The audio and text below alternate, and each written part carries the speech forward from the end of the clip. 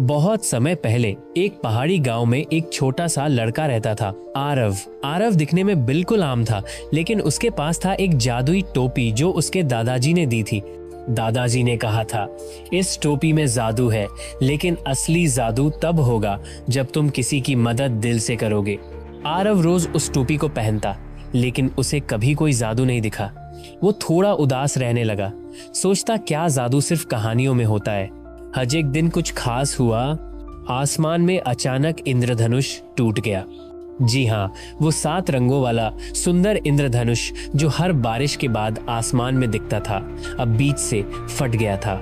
परियों की रानी नीरा गांव आई और बोली, अगर इंद्रधनुष नहीं जुड़ा तो बादल कभी बारिश नहीं देंगे और धरती सूख जाएगी। गांव के बड़े बूढ़े डर गए, कोई हल नहीं सूझ रहा था। लेकिन आरव ने टोपी पहनी और कहा, मैं कोशिश करूंगा। सब हौस पड़े। तू एक नन्हा बच्चा?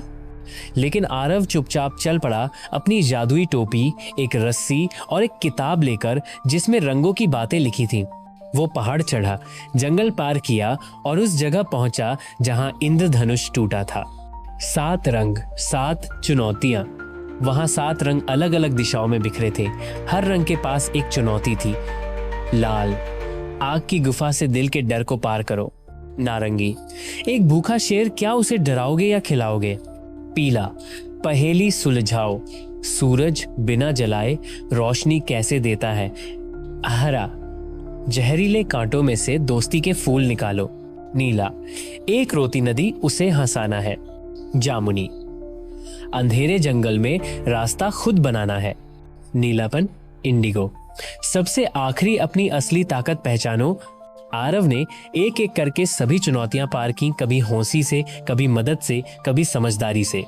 और जब आखिरी रंग मिला, जादुई टोपी चमक उठी और पहली बार उसमें से रोशनी निकली।